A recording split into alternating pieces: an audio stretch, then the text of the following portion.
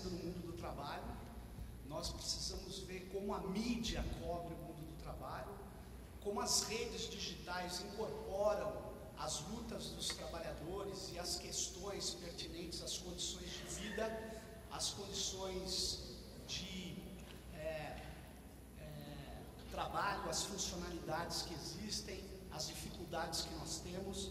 Então, principalmente nesse momento onde os direitos parecem estar sob suspeição, os direitos estão sob ataque. Então, nós estamos numa situação muito complicada e, mais do que talvez nos momentos anteriores, discutir a comunicação e o mundo do trabalho é fundamental. Eu estou aqui com pessoas que são experts nesse tema da comunicação e eu vou começar pela ordem que eu recebi aqui, inclusive um histórico militante da comunicação democrática. Está aqui o Sérgio Gomes.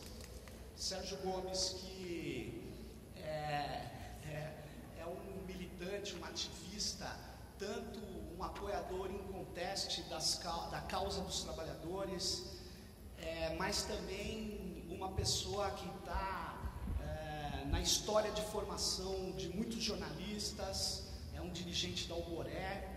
Eu vou pedir para o Sérgio Gomes a difícil tarefa de falar em 15 minutos, porque eu vou pedir para todos nós aqui, essa tarefa eu vou ter que ser bastante ríspido, peço desculpas, porque a gente vai ter que fazer um espaço para debates.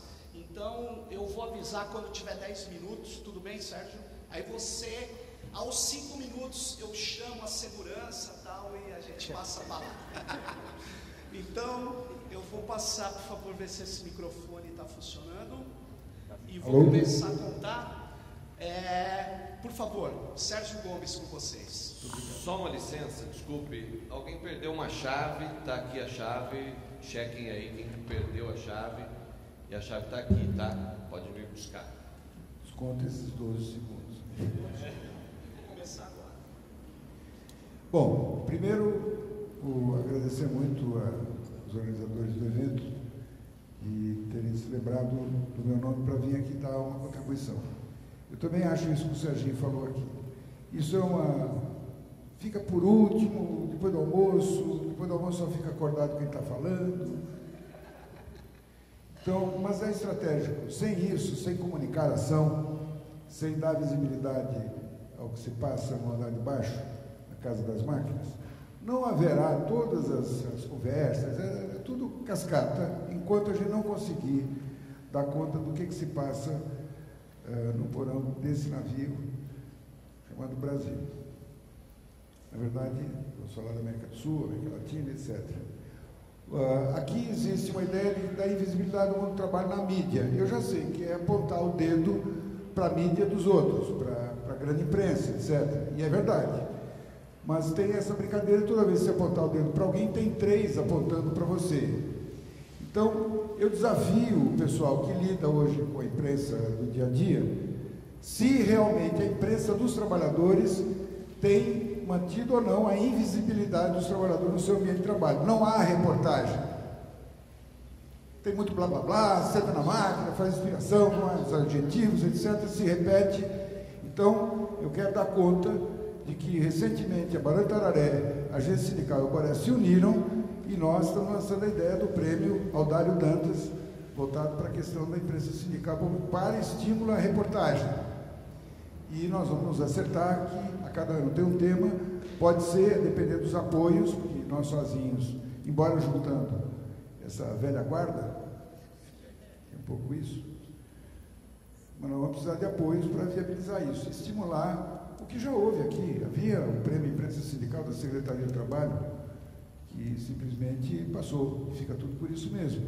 O subsistema da imprensa aqui em São Paulo, sindical, é alguma coisa em torno de 400 profissionais, isso é mais do que a redação toda da Folha.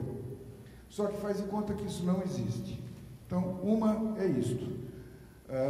O desafio Cadê as grandes reportagens, as reportagens feitas pela própria imprensa dos trabalhadores? Eu não estou dizendo aqui do esforço do Cavecchini, carne e osso, etc.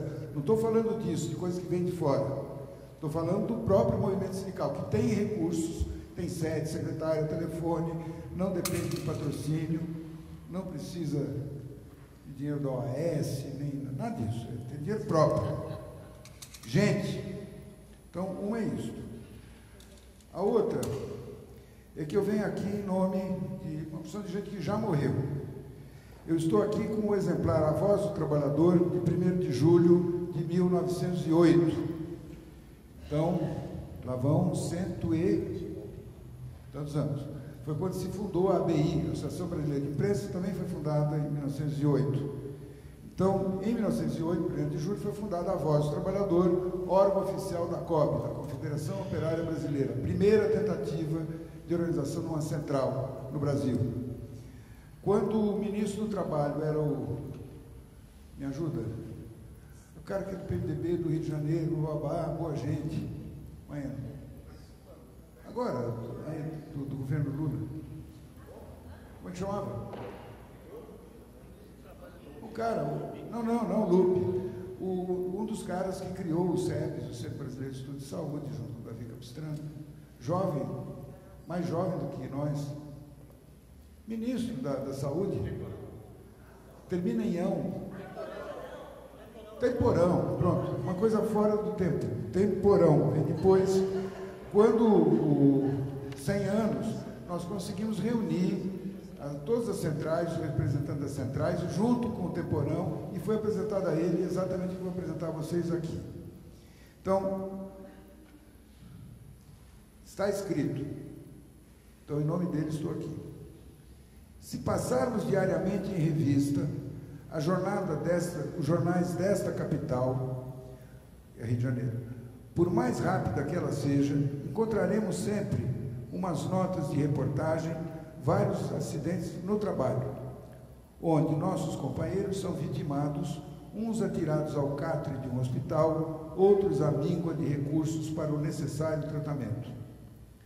Umas vezes são vítimas de uma parede ou andaime que desaba devido ao material empregado, ou a dissídia e incapacidade dos mestres ou empreiteiros. Outras é uma caldeira que explode ou a engrenagem de uma máquina que agarra e despedaça os membros dos que a governam.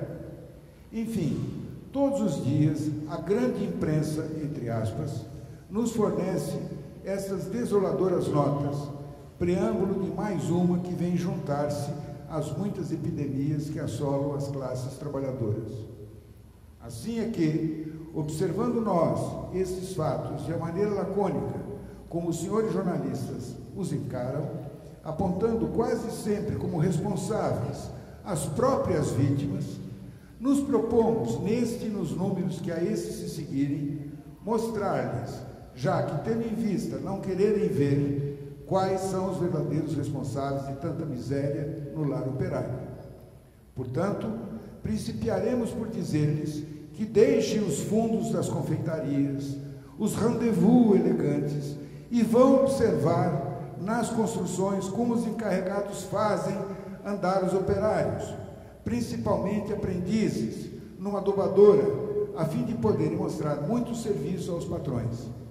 Poderiam ver, como além de empregarem quase sempre nos andames madeira, que o fogo já espera há muito tempo, que não lhe dá o tempo necessário para a sua construção, e que depois, com o peso de outros materiais empregados na construção, não resiste e faz as vítimas de sua imprudência, como dizem muitos aleivosamente. Vão aos centros industriais e verão como nas fábricas trabalham crianças de 6 a 12 anos em trabalhos superiores às suas forças e que muitas vezes, inexperientes, devido à sua idade, deixam-se facilmente apanhar pelas máquinas, noutras, com medo do azorrague dos contramestres. Azorrague é bronca dos contramestres, da pinimba dos contramestres. Se não mostrarem serviço, vêm-se esses pequenos operários na contingência de fazer limpeza das máquinas com elas em movimento, do que resulta ficarem despedaçados nas engrenagens. Só depois de observarem minuciosamente esses e outros trabalhos, poderão os senhores editores da opinião pública, entre aspas, informar os seus leitores e verificar, como nós, onde estão as causas de tantas desgraças que infelicitam anualmente centenas de famílias operárias. Mas, como a falta de espaço não lhe impede nessa ocasião, deixaremos para o próximo número lhes mostrar as causas com mais clareza e aos nossos companheiros diremos o meio apto de evitar esta calamidade. Assina F. de Fernando, P. de Paulo. 1º de julho de 1908. O Walter Benjamin dizia que a importância da história não é preservar o numismata, saudosista, o sujeito para trás. A importância da história, de preservar o passado, é de realizar as suas esperanças. E é preciso que cada geração entregue à outra o bastão para que essa luta continue. Há projetos que não se realizam, não é porque eles eram estapafúrdios, é porque, de repente, uma pessoa, o casal, um deles se separou, ou um morreu, ou veio um golpe, ou uma tragédia, enfim. Mas não é que aquela ideia não tinha sentido. Ela ficou pelo caminho, porque as condições não se deram ali naquele momento. Então é preciso retomar, de alguma maneira, para que as novas gerações sejam dignas dos esforços dos que vieram antes de nós. E esta própria coleção que está aqui é fruto do trabalho do José Luiz Del Roio, que criou o arquivo histórico do movimento operário brasileiro na Itália, durante a época da ditadura, conseguiu tirar daqui muita coisa que estava pronta para cair na mão da polícia, e, portanto, o Departamento de Estado americano, que era para onde se enviava isso, para a Biblioteca de Washington, e conseguiu tirar isso aqui em navios, como se fosse mudança de família, etc., e criou lá o ASMOB. Com compromisso, organizou tudo, microfilmar, e na volta, quando viesse a democracia, e aqui está, a menos de 100 metros, convido a todos o Centro de Documentação e Memória da Unesp, que acolhe isso tudo. Mas lá só estava metade da coleção. A outra metade estava em Campinas, no arquivo Astrogildo Pereira, Edgar Leonroth, que, se vocês pegarem e entrar no site, ele é autocriado, ele um dia surge lá. Era preciso que se contasse a história, já foram 10 minutos, que quem conseguiu preservar isso foi o Centro Acadêmico Lupe Cotrim, dos estudantes da Escola de Comunicações e Artes, em 1972, quando se descobriu, por acaso, que Madame Bayrão, uma senhora de cabelo azul, que resolveu fazer um curso de francês rápido, porque finalmente ela ia conhecer Paris, passar 3 meses, e foi até uma escola na Avenida Paulista, só que a professora de francês era também presidente do Centro Acadêmico Lupe Cotrim. E aí ficou sabendo que, por baixo do pano, o Departamento de Estado americano estava comprando os jornais velhos, que eles tinham nessa família rica, uma ovelha negra anarquista chamada Edgar Leonroth, que tinha passado a vida juntando papel velho. E os caras estavam oferecendo $500 mil por esse papel velho, eles iriam vender, ratear na família, e ela finalmente iria passar 3 meses em Paris. Por isso ela precisava dar uma atualizada no francês. Ora, por coincidência, nós estávamos vivendo a época da Troika. Lembra que houve uma época que a ditadura eram 3? E havia os brasilianistas que estavam pesquisando a história brasileira, e os militares achavam que esses brasilianistas faziam mal à imagem do Brasil no exterior. E baixaram o decreto proibindo que fosse remetido para o exterior qualquer documento histórico brasileiro. A revista Veja deu-lhe uma página inteira. Se vocês pegarem, hoje a coleção está digitalizada, verão lá, que é o Dom Pedro falando de independência ou morte em inglês, o Marechal Deodoro em cima de um cavalo em inglês, tudo em inglês, que era exatamente falando que a partir da... Ora, se estava proibido, fomos ao diretor da escola, Antônio Guimarães Ferri, que desde pequenininho queria ser reitor da USP, e ele era muito amigo do Buzaide, do Gabriel Silva, etc. e o Passarinho, que era ministro da Educação. E nós exigimos, o centro acadêmico, na sala do diretor, que ligasse para o ministro da Justiça e da Educação, mijar nessa espoleta, impedir que esse dinheiro, que esse material saísse. Conseguimos. Mas aí a USP não tinha dinheiro nem vontade de ter esse material. Fomos ao Paulo Duarte, babá. Afinal, depois de uma longa história, Zeferino Vaz, um conservador lúcido, certo? Percebeu que a Unicamp já podia nascer grande se conseguisse trazer de volta alguns dos nossos exilados. E assim foi que a Unicamp acolheu o que vai ser chamado de Arquivo Edgar Leonroth. Mas essa história da juventude, do movimento estudantil de pessoas como não está contada nem mesmo pelo Edgar Leonroth. É preciso que o Arquivo Edgar Leonroth diga que foi a juventude, na década de 70, que, usando no meio de todas essas contradições, conseguiu preservar isso. E lá estava a metade que faltava ao ASMOB. Juntamos as duas coisas, elege-se Montoro, Audálio Dantas vai ser o superintendente de imprensa oficial, e aí a gente faz a reimpressão facsímile desta coleção. Eram para ser 5.000 exemplares, mas o cara lá da imprensa oficial mandou fazer só 1.500. Quando descobriu que a mulher dele, Marise Jäger Macaneva Moelwald, que era da equipe do Alboré, ele tinha se separado, e esse cara de sacanagem, de pinimba, mandou que não fizesse 5.000, só 1.500 para si.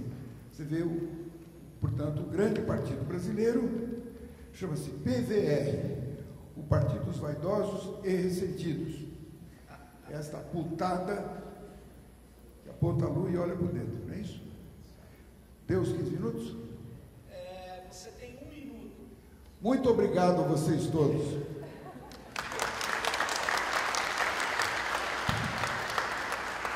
Que memória, hein, Sérgio? Parabéns, hein? Olha só, vou passar agora para o Altamiro Borges. É isso aí, por 15 minutos.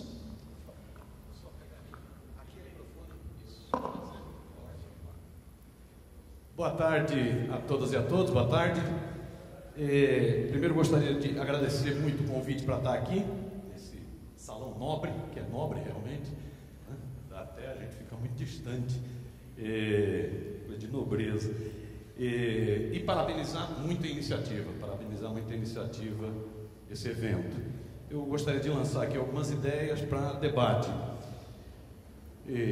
Eu acho que o tema muito apropriado, a invisibilidade do trabalho na mídia, diria um grande amigo nosso que faleceu ano retrasado, ano passado, um operário metalúrgico que sempre foi um grande comunicador e depois montou o Núcleo Piratininga de Comunicação, Vitor Gianotti. Ele dizia: os trabalhadores são não notícia nos veículos de comunicação, eles são não notícia, e isso não é de hoje. Os trabalhadores sempre foram não notícia nos veículos privados de comunicação, por uma questão até lógica, né? São veículos privados, empresariais. O empresário não gosta muito de leis trabalhistas, o empresário não gosta muito de justiça trabalhista, o empresário não gosta muito de fiscalização do trabalho, o empresário detesta greve. O empresário não gosta de sindicatos, a não ser os domesticados que sirvam como departamento de relações públicas, relações humanas. Então, por uma questão lógica, a imprensa privada não gosta do trabalho. É simples assim. Não é uma questão de maldade. Aí não tem nenhuma maldade, não tem nenhuma sacanagem, não é um espírito demoníaco. É uma questão de lógica. Eu sou empresário, eu não gosto de leis, não gosto de justiça do trabalho, não gosto de sindicato, não gosto de greve. Simples assim. Porque senão eu vou estar alimentando cobra. Por essa razão de classe, os trabalhadores sempre foram invisibilizados na imprensa privada. Eles sempre foram, como dizia o Vitor Gianotti, não notícia. Isso desde a origem da luta dos trabalhadores no capitalismo, desde a origem da imprensa, né? Isso é história, né? Aqui no Brasil, por exemplo, os anarquistas tiveram um papel fundamental na organização do movimento sindical brasileiro, né? Quando se importou se importou mão de obra do exterior, para o capitalismo nascente no Brasil, né?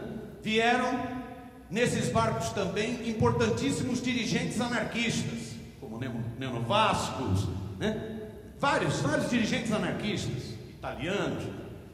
E o anarquismo teve um papel decisivo na organização do movimento sindical. O Sérgio já se referiu aí, a organização da Confederação Operária Brasileira, da COB, iniciativa dos anarquistas. Lerotti, um anarquista, um grande dirigente anarquista, né? E os anarquistas sempre perceberam que a imprensa privada ia falar contra a luta dos trabalhadores. Por isso que os anarquistas sempre deram muita atenção à imprensa sindical, né? Com o jornal A Plebe, com vários veículos de comunicação, né? Com a Voz do Trabalhador, com vários veículos de comunicação. Agora, lógico que é uma competição desigual com a imprensa empresarial, mas os anarquistas sempre deram muita atenção. A mesma coisa quando os comunistas passaram a ser força hegemônica no movimento sindical brasileiro. Também deram muita atenção à imprensa, chegaram a ter 9 diários no Brasil, diários de grande tiragem, inclusive, porque sabiam que na imprensa patronal, privada, corporativa, a luta dos trabalhadores não teria chance. Agora, sempre foi uma competição muito desigual, a ideologia dominante, a ideologia da classe dominante, o sistema econômico é todo favorável, é todo ele do capital, né? Então sempre foi uma disputa muito desigual. Todos esses setores sofreram, movimento sindical, a luta por direitos, advogados ligados à questão do trabalho, todos eles sofreram violentíssima perseguição na história do Brasil. De Lei Adolfo Gordo, de expulsão dos anarquistas, até Estado Novo, todos eles sofreram, né? Do ponto de vista do capital, nunca foi interessante dar muita liberdade de ação para o trabalho, na luta por seus direitos. Então todos eles sofreram. Sofreu o movimento sindical, sofreu o direito do trabalho, sofreram governos, mesmo originários, das classes dominantes, mas que com a ideia de constituição de uma nação entenderam a importância do trabalho e quiseram de uma forma ou de outra valorizar o trabalho, mesmo que às vezes tentando domesticar os sindicatos, né? Mas sofreu Getúlio Vargas. A imprensa nunca perdoou Getúlio Vargas. Pois é, nunca perdoou Getúlio Vargas. Não Getúlio Vargas o estancieiro, o governador do Rio Grande do Sul que se tornou presidente, mas o Getúlio Vargas da consolidação das leis do trabalho, o Getúlio Vargas do salário mínimo. A imprensa nunca perdoou o Getúlio. Lógico que, como ficava muito difícil bater de frente na questão do direito ao trabalho e do salário mínimo, apesar que batia, dizendo que isso paralisava a economia, isso era antiprodutivo, sempre se opta por uma propaganda mais fácil, que é a propaganda do mar da lama, da corrupção. Isso já é antigo na história do Brasil e da mídia brasileira, né? E do mundo, né? Escandalização da política, como diz o Thompson, não é isso? Do mundo, né? Então, esses governos sofreram muito. João Goulart sofreu muito com a ideia do 13º salário, com a ideia da reforma agrária, que tem a ver com o direito de trabalhador do campo. Então, sempre sofreram muito. Então, desse ponto de vista, eu acho que faz parte é endógeno ao sistema. O sistema, sendo o sistema do capital, a imprensa do capital, como diria Gramsci, a imprensa do capital, o partido do capital, não vai nunca incentivar a luta dos trabalhadores. É uma questão de lógica. Ela vai adotar, no geral, no meu entendimento, aí Serjão, que manja muito desse assunto, me ajuda, ela adota basicamente 3 linhas editoriais no tratamento da luta dos trabalhadores, do direito ao trabalho, da luta sindical. Uma é a não notícia, ou como diz o título desse debate, o invisibilizar. Então eu posso ter uma assembleia com 10 mil trabalhadores e uma festinha de madames com 10 madames. A festinha de madames é notícia, a assembleia não é notícia, a reivindicação não é notícia, as condições de trabalho não são notícia. Isso é não notícia. A Até porque se ela for falar em condições de trabalho, ela vai ter que falar das condições de trabalho nas redações dos jornais, que hoje são das piores existentes, com a pejotização, que é a terceirização de vez nas redações. Então isso é não notícia. Essa é uma linha editorial, é invisibilizar. Segunda linha aqui, pode se complementar, é criminalizar. A partir do momento em que essa luta, essa Assembleia de 10 mil, que não foi notícia, vira uma paralisação, que pode inclusive ter efeito dominó, que pode ir num crescendo, a mídia vai criminalizar. E criminaliza de um jeito que engana muito trabalhador. Criminaliza dizendo o seguinte: a passeata congestionou o trânsito de São Paulo. Como se trânsito em São Paulo não fosse congestionado. Ela pega uma meia-verdade para criminalizar. Pega às vezes um ato ou outro de desespero para chamar de vândalos. Então, se é um trator do MST que passa numa laranjinha, isso vai ser destaque no Jornal Nacional por vários dias. Não vão falar nada das ilegalidades da Cutrale, mas vão falar do tratorzinho durante vários dias no Jornal Nacional. Isso é criminalização, é uma segunda linha. E uma terceira linha que ela usa de vez em quando é tentar pegar carona na própria luta social, tentar se aproveitar de luta social. Aqui muita greve de transporte em São Paulo, às vezes a gente fica sabendo que o dedo não foi bem dos trabalhadores, foi dos empresários do transporte. Ela tenta pegar carona. Vídeo que ocorreu recentemente na tal greve dos caminhoneiros, que não era uma greve, era um lockout patronal. Ou vídeo que ocorreu no Chile, ou vídeo que ocorreu no Brasil em 64. Então ela ou é não notícia, invisibiliza, ou criminaliza, ou tenta pegar carona. Essas, no meu entender, são as três grandes linhas. Isso é feito, volto a dizer, não é por uma questão moral, não estou aqui demonizando. Isso é feito por uma lógica do próprio sistema, de ser uma empresa privada. Isso é feito de jeitos muito inteligentes. Como nos ensinou o professor Perseu Abramo, a manipulação da mídia não está na mentira. Também tem mentira. Também tem mentira. Agora mesmo descobriram uma mentira lá no tal triplex do Guarujá. Mas já foi, já está feito, deixa para lá. Também tem mentira. Mas não é mentira. A manipulação da mídia, a manipulação da imprensa, segundo o professor Perseu Abramo, é basicamente o realce e o ocultamento. O que me interessa, eu realço. É a manchete, é o comentário na televisão, é o destaque na rádio, é a capa da Veja. O que não me interessa, eu oculto. Impressionante, a Veja teve a capacidade de não noticiar o afastamento do presidente da Câmara Federal. Não foi capa. Interessante. Eu oculto. O que não me interessa, eu oculto. E o que me interessa para a minha linha política e de econômica, eu realço. Isso causa uma seletividade em toda a cobertura midiática. Eu acho que isso é como é feito esse processo de invisibilização das lutas dos trabalhadores. Para fechar, eu acho que nós vamos ter que estar muito antenados para o que vai ocorrer daqui para frente. Na minha opinião, nós estamos tendo uma castração do voto no Brasil.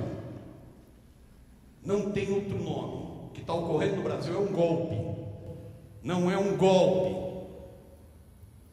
de militares na rua, de sangue na rua, mas é um golpe de uma ruptura institucional. Estão caçando o voto de 54,5 milhões de eleitores brasileiros, com base em alegações que não se sustentam, e a imprensa mundial, que não está nem tão contaminada por esse golpismo aqui, está dizendo isso. Porque pedalada fiscal não é argumento, e o conjunto da obra não é argumento para nenhum processo de cassação. para nenhum processo de impeachment. Nós estamos tendo um golpe. Esse golpe, no meu entender, não tem nada a ver com pedalada ou com corrupção.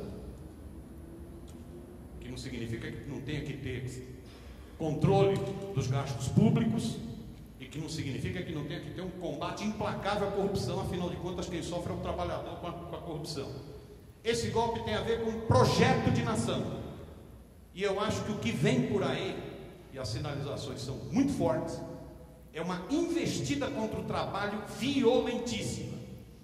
Que dos 56 itens analisados pelo Departamento Intersindical de Assessoria Parlamentar, do DIAP, 56 projetos que já estão em discussão no Congresso, eu destacaria 3. 1. Terceirização nas atividades fins. 2. Fim da CLT com negociado sobre o legislado. 3. Reforma da Previdência Social. Esses são os 3 grandes ataques. Como a mídia empresarial sempre defendeu essas questões, a mídia vai tentar manipular esses dados para a população. Vai tentar criar um clima favorável a essas 3 reformas. Sem elas, o Brasil morre. Sem elas, o Brasil acaba. Vai tentar criar um clima, como criou na década de 90 com a onda neoliberal no Brasil. Vai tentar criar esse clima. E nós vamos então ter grandes desafios pela frente. Porque agora não vai ser só a invisibilidade da luta dos trabalhadores, vai ser a propaganda do receituário neoliberal.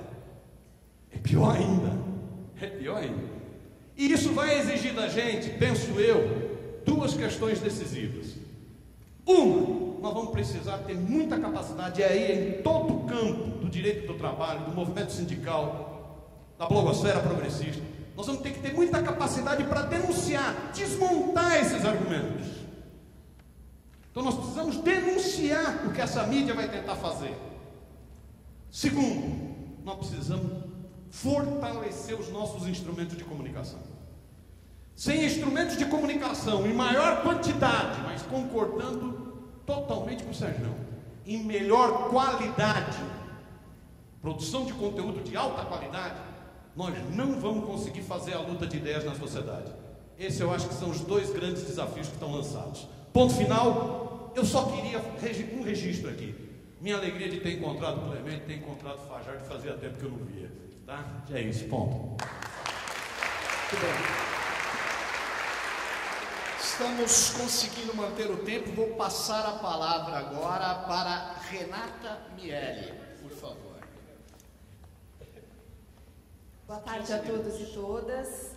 Queria agradecer muito o convite da Fundacentro e parabenizar pela iniciativa de fazer um debate que eu acho que cada vez mais precisa ser aprofundado em todos os ambientes em que a gente tem algum tipo de atuação social, política. Então, não só discutir a invisibilidade do mundo do trabalho, mas discutir a invisibilidade da luta do povo brasileiro como um todo, da questão das mulheres, dos negros, dos índios, enfim. Nós vivemos num ambiente onde o povo brasileiro, ao fim e ao cabo, é invisível nos meios de comunicação. E o que nós temos nos meios de comunicação, na verdade, é apenas uma caricatura daquilo que, na verdade, nós somos e uma idealização daquilo que nós somos e numa tentativa aí de criar um padrão médio do povo brasileiro que não existe. Queria dizer que o Miro roubou toda a minha fala, então eu vou ter que improvisar, porque eu ia falar, eu mostrei aqui para ele, basicamente o roteiro é parecido, não é à toa que a gente tenha uma atuação bastante próxima, né? Além de ser coordenadora-geral do Fórum Nacional pela Democratização da Comunicação, eu sou, na verdade, secretária-geral também do Barão de Tararé, e queria, então, apesar de repetir algumas coisas, tentar repetir dando ênfases um pouco diferentes. Primeiro, eu acho que a gente dizer, fica parecendo que nós estamos chovendo no molhado, mas a sociedade ainda não percebeu isso, então não é chover no molhado dizer que no Brasil nós vivemos num ambiente de oligopólio privado dos meios de comunicação. São apenas 5, 6 grupos econômicos familiares que detém 80%, 90% de toda a circulação de informação, de entretenimento e de cultura pela grande mídia brasileira. Alguém pode dizer, mas 5 é muito, 6 é muito, mas eu convido vocês a me dizerem qual é a fundamental diferença entre o SBT, a Globo, a Folha de São Paulo, o Estadão e a Record. Na verdade, não há diferença, porque eles fazem parte da elite política, financeira, cultural da sociedade brasileira. E os nossos empresários da comunicação, que são grupos familiares, todos eles também têm negócios em outras esferas da sociedade. Então vamos dizer aqui um exemplo que eu acho que todo mundo sabe. A família Saad é proprietária de gados e de fazendas de gado. O negócio deles, a atuação deles no agronegócio talvez seja muito mais rentável do que a própria Band em si. Não é à toa, então, que se você tiver um olhar mais atento à cobertura e à narrativa da Band com relação, por exemplo, à luta por terra no Brasil, eles têm uma postura de criminalização contra todos os movimentos que lutam pela terra, muito maior até do que outros meios de comunicação.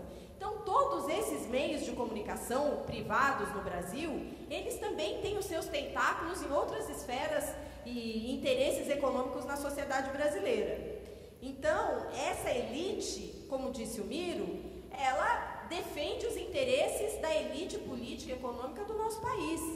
Então, por isso, tantos de nós somos invisíveis nos meios de comunicação. Nós e nossas lutas são invisíveis, porque essas lutas, elas vão de encontro aos interesses justamente dessa elite. E o papel dos meios de comunicação numa sociedade não é o papel do lazer e do entretenimento desinteressado, da informação para levar a notícia de forma imparcial para as pessoas. É preciso também que se diga isso de uma maneira mais ampla, inclusive em espaços onde a gente poderia imaginar que isso seria natural. Eu tive esses dias, por exemplo, num debate na semana de jornalismo lá da Casper. E a gente conversando lá, fiz um debate e os estudantes vieram conversar comigo, que nunca tinham ouvido no curso de comunicação falar de monopólio, falar de manipulação, falar de imparcialidade, da maneira como a gente estava falando e da invisibilidade das lutas sociais e da necessidade de democratizar a comunicação no Brasil. Quer dizer, isso é um tema, isso também é um não tema, inclusive nas faculdades de comunicação. Portanto, essa história da não notícia, a luta do povo brasileiro, a luta pela democracia, a luta dos trabalhadores, a luta pela emancipação das mulheres, a luta pelo fim do racismo, tudo isso é não notícia, ao fim e ao cabo, nas nossas mídias hoje hegemônicas no Brasil. E isso se dá em todas as esferas dos meios de comunicação. Às vezes a gente foca muito o nosso debate na questão do jornalismo. Mas e o que são as novelas? E o que são os programas de auditório, de entretenimento, que para mim é uma coisa de mau gosto, mas o que são agora a novidade do mundo espetacularizado dos reality shows, onde a gente vê sendo transmitido ao vivo o estupro de uma mulher no Big Brother, não foi na TV aberta, mas foi na TV fechada, e isso é naturalizado como se nada tivesse acontecido, né? Então, esse entretenimento, ele também vem carregado de um viés ideológico e cultural de dominação, inclusive do comportamento do povo brasileiro, porque na notícia você invisibiliza ou criminaliza, e no entretenimento você tenta domesticar, anular as capacidades de luta, anular as consciências dos trabalhadores e da sociedade com os programas que a gente vê aí na nossa televisão. E o que é invisibilizado, então? A agenda política e trabalhista da luta dos trabalhadores. O Miro já falou aqui. Quer dizer, quando é que a gente vê um meio de comunicação trazer o debate sobre a questão sem ser pelo viés da criminalização, mas um debate sério sobre a questão da redução da jornada de trabalho.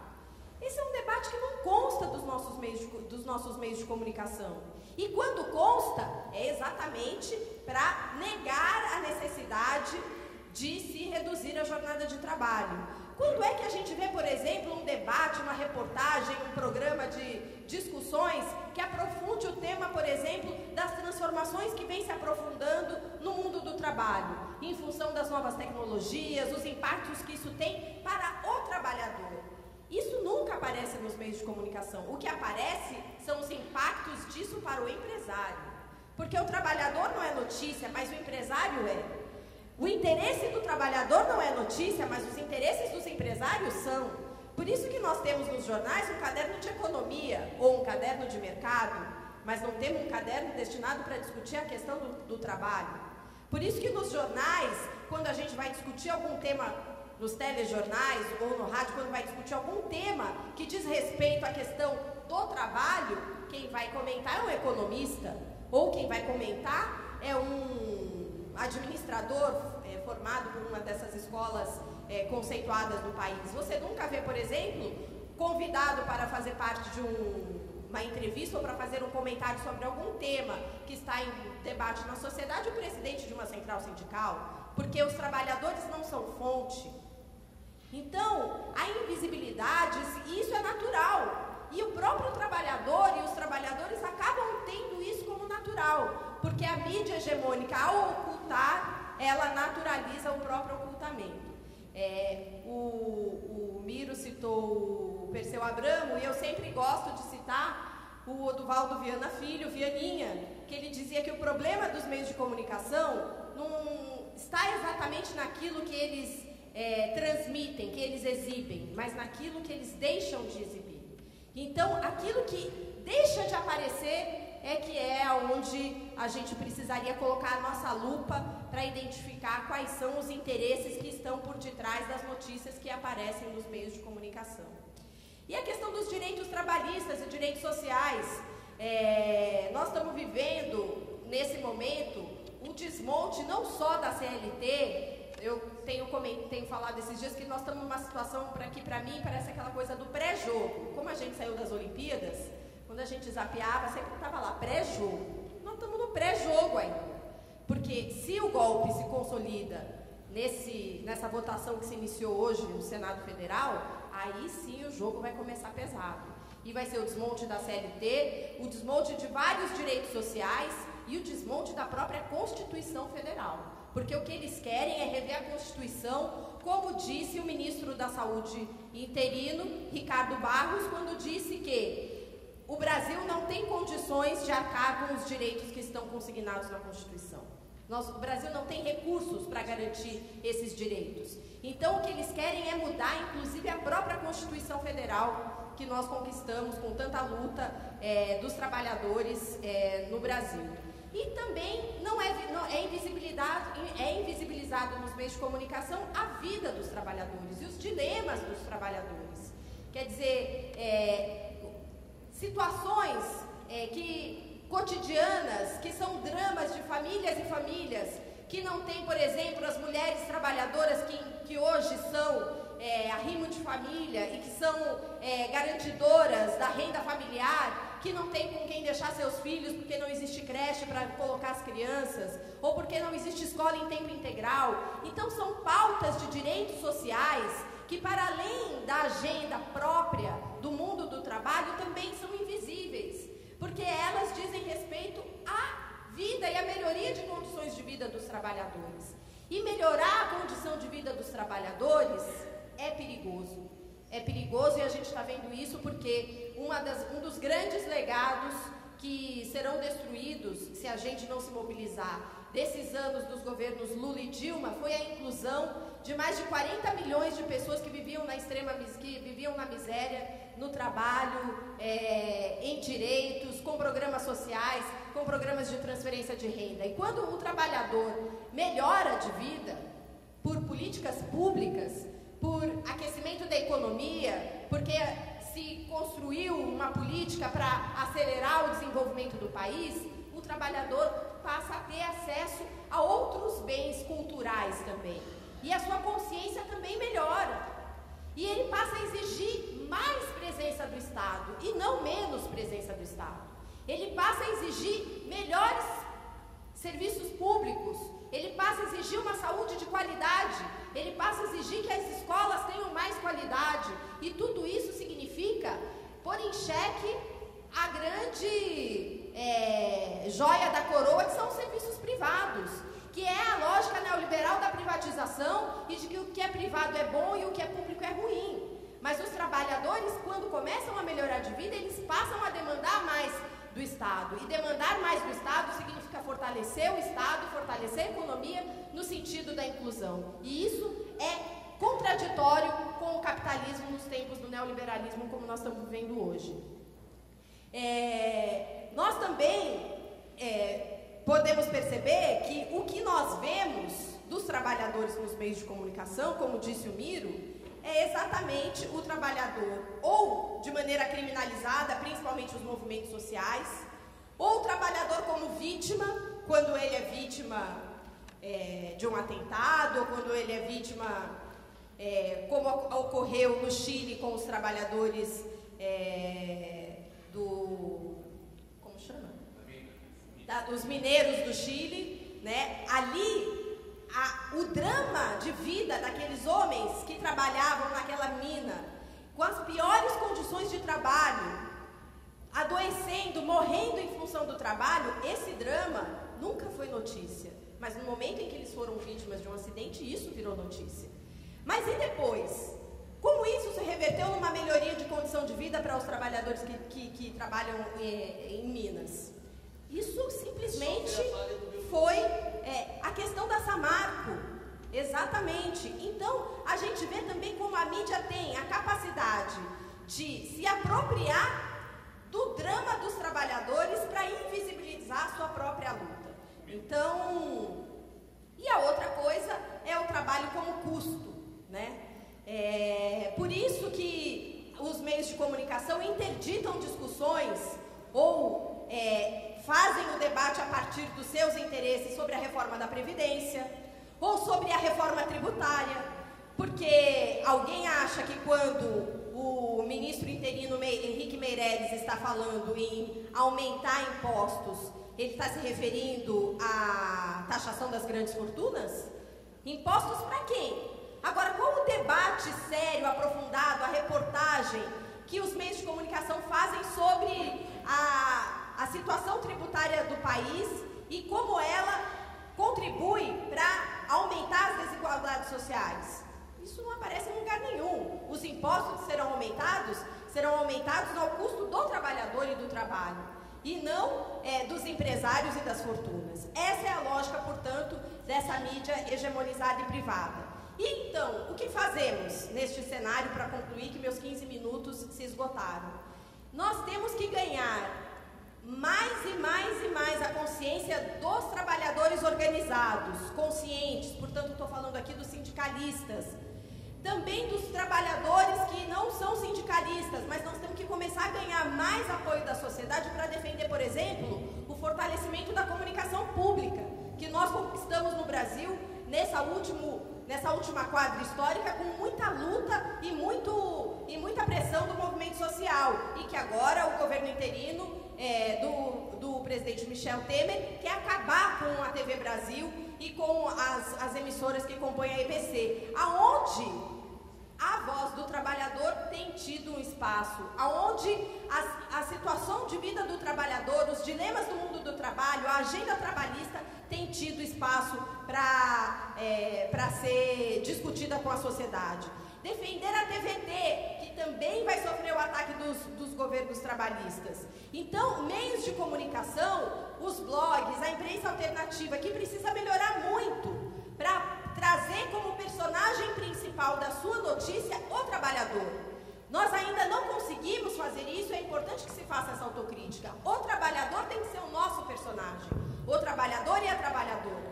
Mas isso não significa que nós não temos que, reconhecendo essa limitação, tentar superá-la, mas fortalecer esses veículos para que a gente possa fazer uma narrativa e se contrapor a essa narrativa hegemônica que hoje está dando um golpe na democracia do nosso país. É isso, obrigada. Boa tarde a todos. Muito obrigado, Renata. E nós vamos passar imediatamente aqui para o Caio, que vai fazer uso da palavra por 15 minutos. Por favor, Caio. Boa tarde a todos.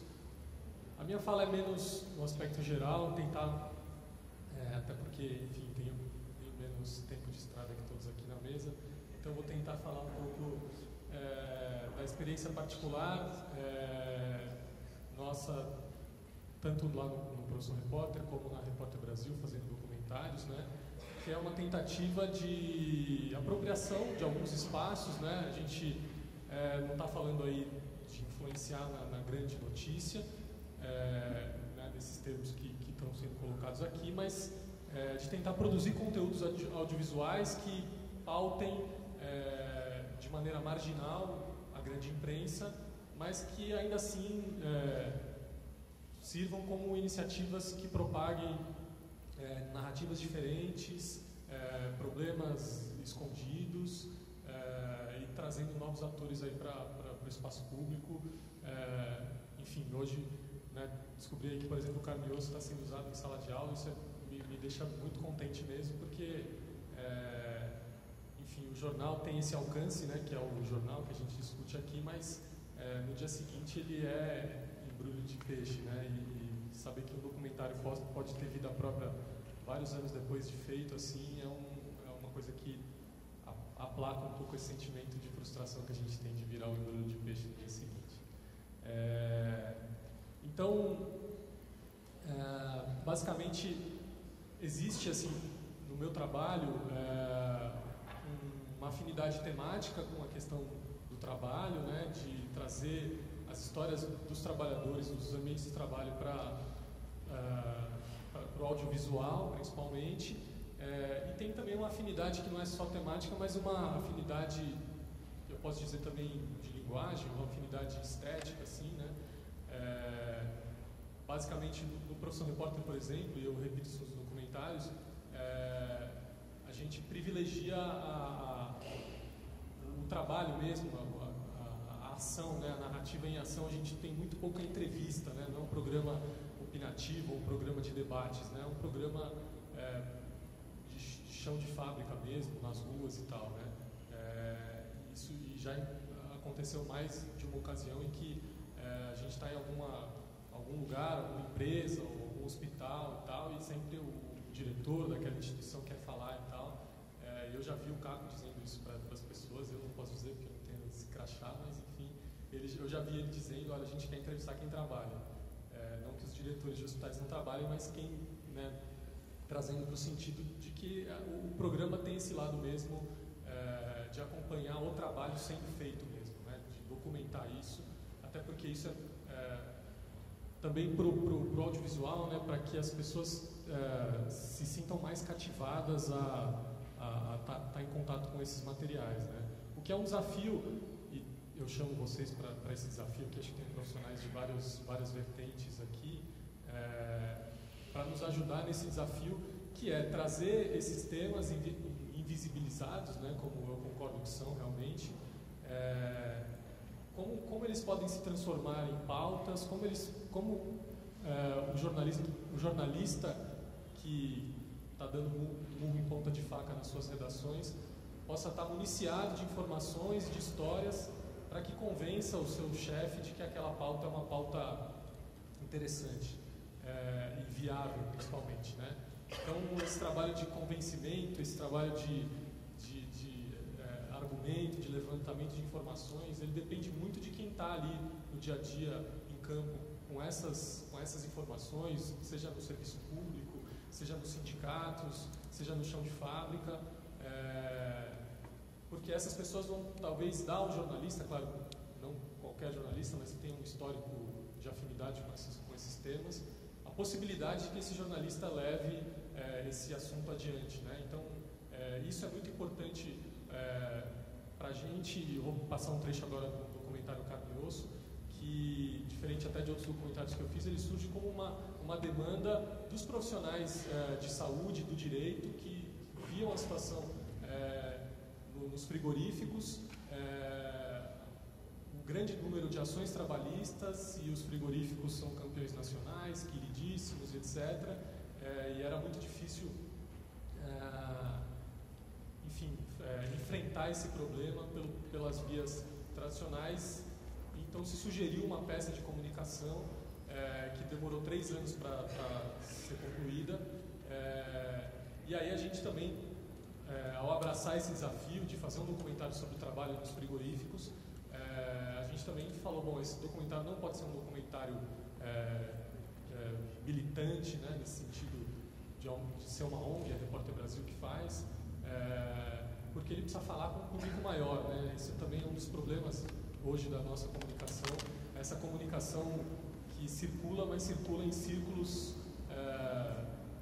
fechados, né, de opiniões já repetitivas, né, dos convertidos praticamente, né? Então, as redes sociais têm esse efeito também, né? A gente acaba ficando meio puto com quem discorda, tal, vai desamigando as pessoas, e embora abra o campo para muito mais gente falar, também as pessoas acabam se fechando em círculos mais fechados, assim, né? Então, como um documentário pode romper essa barreira e trazer pessoas que não necessariamente teriam interesse nesse tema, né? Então, vou passar um trechinho do Carne e Osso para que vocês tenham, enfim, um pouco a noção do que foi esse trabalho aí, no primeiro vídeo que está já na tela.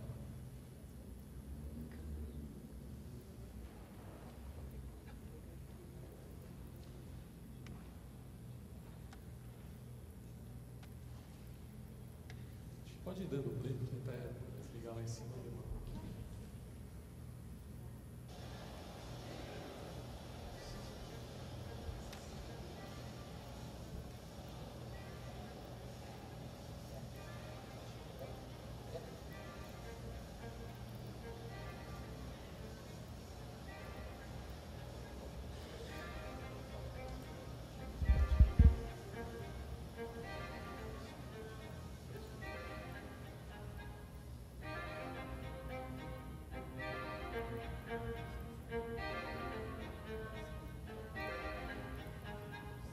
Imagina 8 horas numa mesa, né, direto, fazendo só aquele movimento ali, né, aquele mexendo com os braços, coisa assim.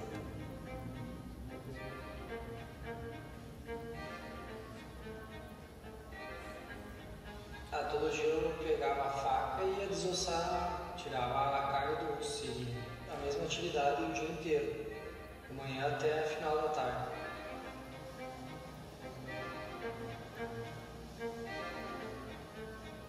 Tinha que tirar, tipo, a cartilagem, tirar os ossos do peito.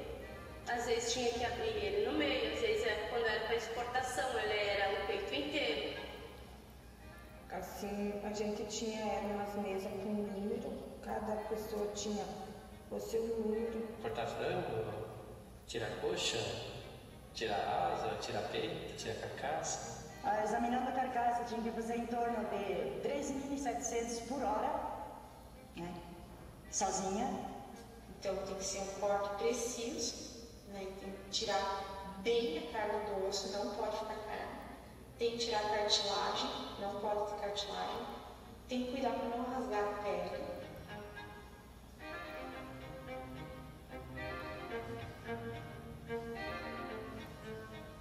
Tem que pegar aqui, mas tu tem que saber pendurar, tu não pode dizer assim que cai, pega o peito, pega o lado da coxa, coisa. Aquela cobrança de produção, faz a conta, tem dia que eles fazem até 6 toneladas de peito, de chiado e coisa, e ainda eles cobrando isso. E se tu se desviar e prestasse atenção numa outra coisa, tu não conseguia mais vencer o serviço depois. Era muito apurado, daí tu não conseguia vencer. Tu tinha que prestar atenção ali, abaixar a cabeça e dar conta do recado.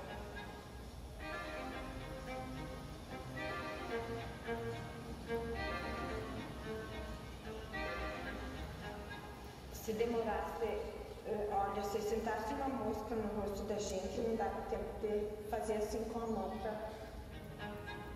Você tem que cumprir o que eles colocaram na esteira. Eu acredito que eram 6 segundos, eu acho, para você desossar uma peça.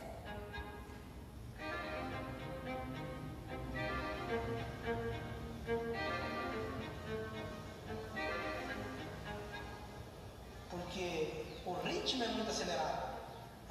Tem épocas que não, mas aí tem épocas que eles firmam o contrato de exportação lá, tantas toneladas lá, eles têm que fazer. Aumenta a velocidade da linha e tem que andar. Você dá alguns segundinhos para tu afiar a faca, né? Mas fazia em média de 4, 5 por minuto. É 1.800 carcaças por dia. E é bem acelerado. Aquela esteira ela era ligeira, você tinha que vencer ela, né? Era muito rápido, ia muito rápido. Era muito rápido.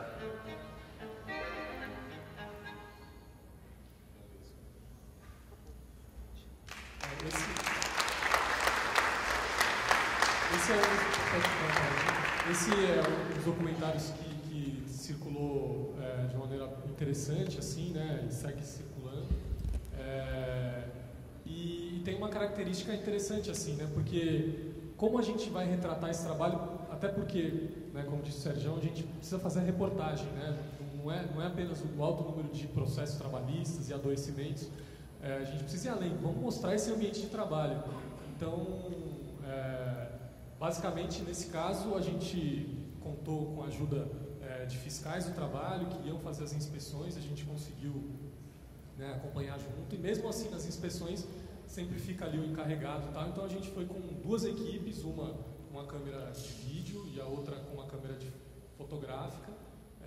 A câmera de vídeo era basicamente uma equipe quase que isca, que não estava gravando nada, estava gravando, mas não usei nada.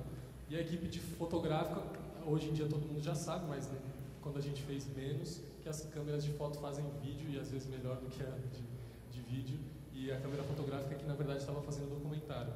Então, essa foi a artimanha que a gente usou para poder estar nesses lugares, documentando esses processos aí.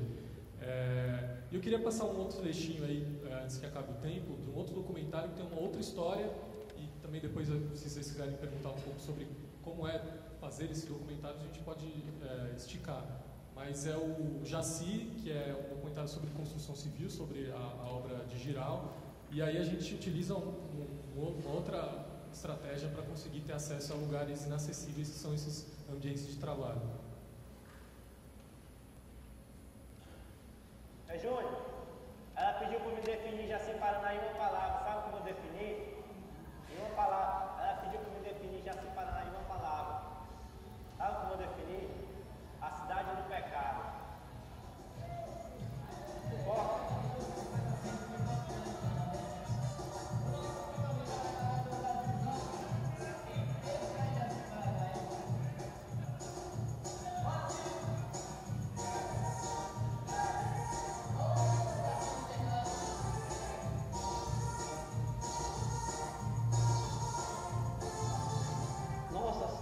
Cheguei aqui no Jaci Paraná, aquele choque cultural, aquele impacto, aquela coisa. Eu dei vontade de ir embora.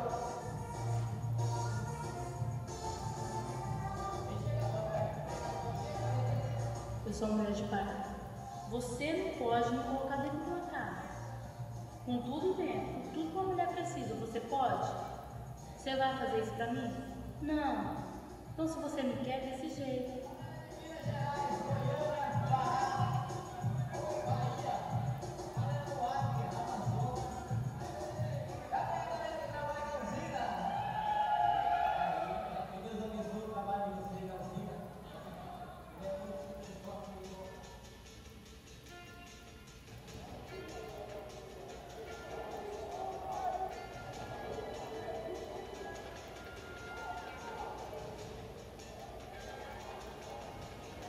Oh.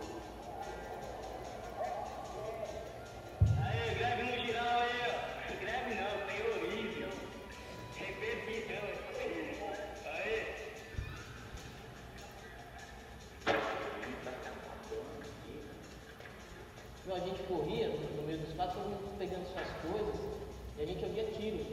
Não, é tiro? Não é tiro de borracha. A polícia sentando com a machada no pessoal, no trabalhador. Foi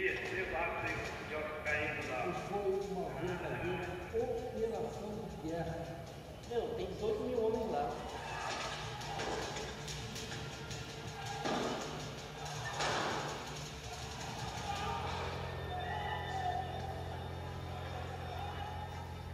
Não há dúvida nenhuma que Giral põe em crise, pôs em crise de fato um padrão de representação sindical distanciado da base, burocratizado, que não dialoga, que não se faz representar dentro da empresa.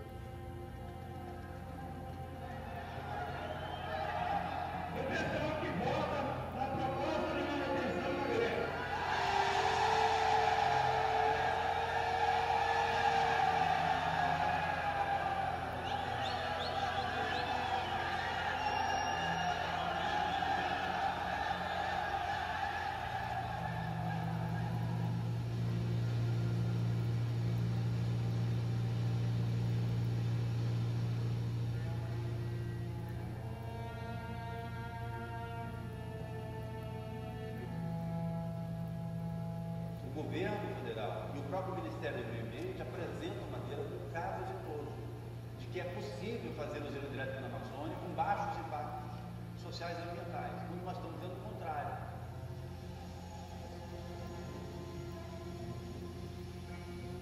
Chegou de acontecer de morrer 2 pessoas, que eu vi, 8 horas da manhã no acidente lá. 9 horas da manhã, sabe o que o engenheiro falou? O engenheiro falou, não, tá tudo normal, vamos voltar ao trabalho. Vale a pena pelo menos ver. Ele reclamar da usina, tem que apanhar. Tem que apanhar. Só trouxe benefício, Chico. Só trouxe benefício. Bom, só para situar rapidinho, esse documentário nasceu da revolta de Giral, né, que foi uma greve de trabalhadores que começou com uma revolta totalmente incontrolável mesmo, queimaram os alojamentos e talvez tenha sido uma das primeiras grandes desafios aí nesse campo trabalhista do governo Lula, né, que tem um compromisso histórico com os trabalhadores de enfrentar uma greve que surge nos canteiros de obra, em que o sindicato era, enfim, trabalhadores vindo de outros lugares, né, do Brasil, que não tinham a menor vinculação com o sindicato que nasceu numa cidade que nem tinha tradição de construção pesada assim, né, lá em Porto Velho, e esse movimento se espalha pelo Brasil inteiro em grandes obras, com greves em várias outras grandes obras em 2011. E aí, como a gente faz para chegar no ambiente de trabalho, né, e mostrar o ambiente de trabalho de uma forma mais ampla? Uma das estratégias foi usar os celulares dos trabalhadores que estavam lá o tempo inteiro gravando, e era tudo, quando eu chegava lá, quem tem Bluetooth aí, quem tem Bluetooth aí, e foi assim que a gente conseguiu fazer uma grande parte do trabalho, se apropriando desse recurso que está aí disponível, felizmente, para todos. Então é isso, enfim, fico aí agradecido pelo convite. Bom, nós vamos passar agora a palavra para o Beto Novaes e por 15 minutos. Beto, você tem a palavra. Então, muito obrigado. Agradecer também a coordenação do encontro, pelo convite e pela oportunidade de refletir, compartilhar reflexões, né? Uma mesa tão rica como essa, né? Falar em último lugar na mesa tem os seus convenientes, né, e seus inconvenientes, né? O conveniente é que você tem que reestruturar, porque tudo que eu tinha pensado já foi picotado, já foi dito, já foi, né? Então isso facilita um pouco, mas por outro lado dificulta.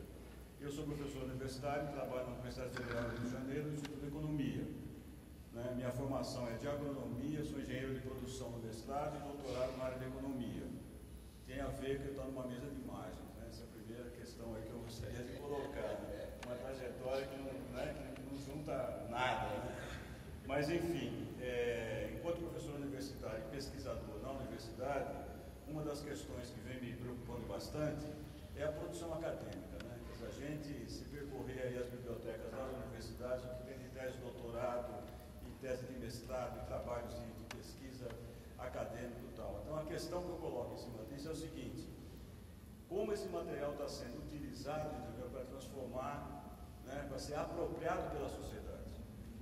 Essa é a primeira questão, né, que eu acho que aparece, que é uma questão que traz, né, uma certa frustração para a gente, né? Tanta pesquisa, tanto investimento, tanto diagnóstico, né, estratégico do desenvolvimento do capital, tal, né? A gente vê por esse encontro, nós tivemos aqui ontem um dia riquíssimo, né, de análise, né, estratégicas do desenvolvimento do capitalismo, da conjuntura para. Hoje nós estamos aqui fazendo um excelente diagnóstico sobre a questão da comunicação, né? E o Caio aqui me abriu um campo, entendeu, para eu entrar nesse debate do ponto de vista de algumas experiências tópicas e pontuais de como enfrentar isso, né? Ou seja, eu acho que, e aí vem muito em sintonia com uma questão que a Maria Maene colocou no primeiro dia aqui. Bom, como é que nós vamos fazer para juntar os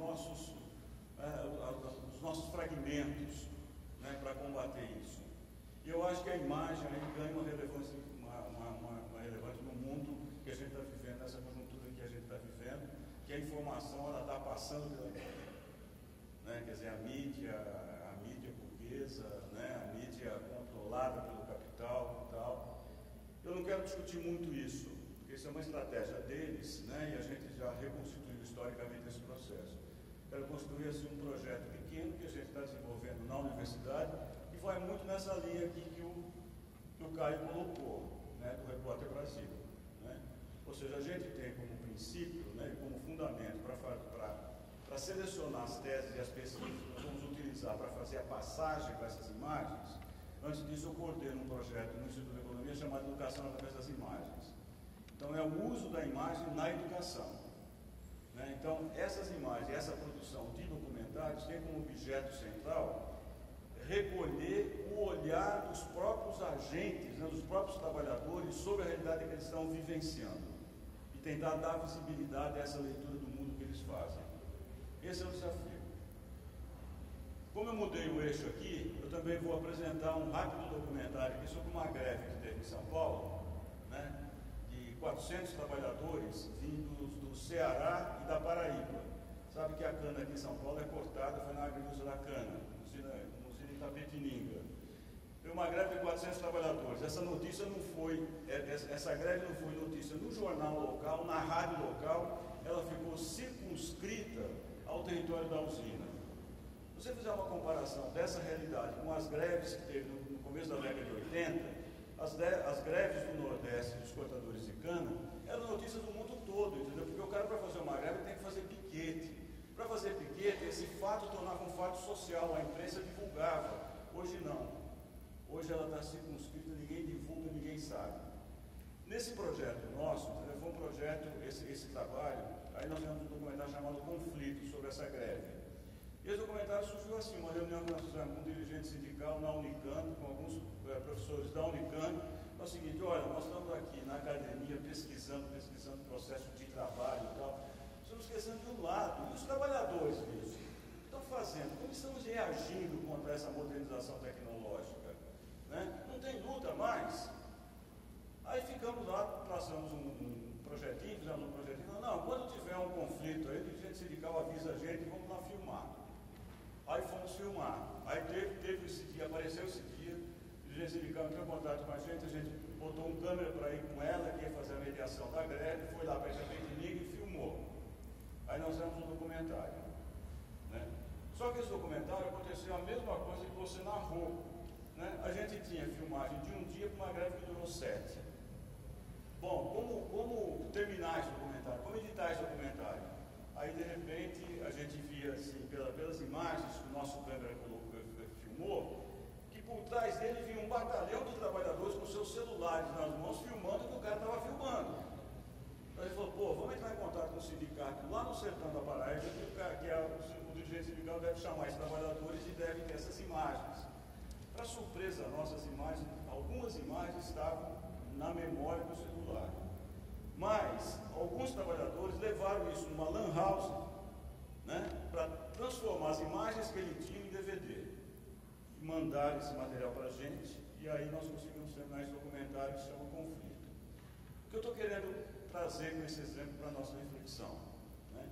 A tecnologia de imagem hoje evoluiu muito. Nós não dependemos mais, graças, entendeu, à luta dos trabalhadores e tal, de ter como referência básica essa mídia aí, essa mídia burguesa oficial, que a gente tem outros caminhos. E são esses outros caminhos que nós temos que trilhar. Então eu queria passar para vocês, rapidamente, esse documentário, em 2 minutos só, e eu vou entremeando um pouco a fala com essas questões. Conflito, por favor.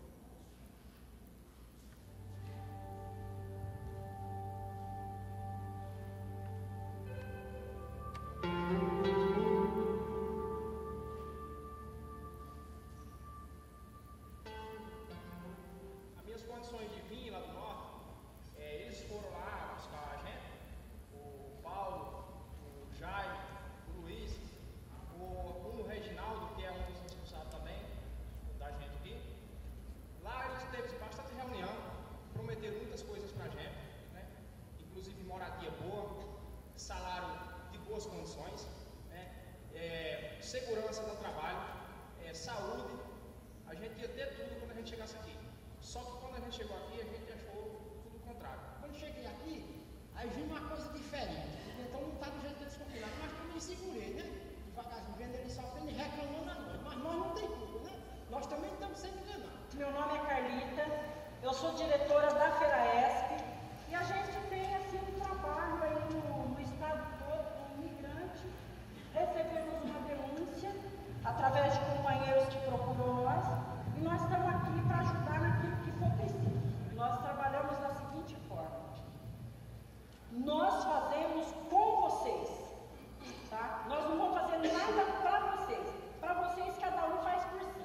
Agora com vocês nós vamos fazer junto, tá certo? A partir deste momento agora, ninguém assina nada, não quero ninguém mexendo com bebida de álcool. Então, quando a gente começa uma luta, nós estamos em luta. Isso quer dizer, o foco nosso é atingir o objetivo de regularizar salário, de ver questão de produção, enfim, tudo aquilo que a gente vai estar conversando, tá? Agora tem uma questão que a gente vai fazer questão de apurar. Porque no pouco Zolerite que eu vi de vocês, os preços que estão naquelas canas, não tem um outro nome pra gente dar. Porque eu vendei as duas.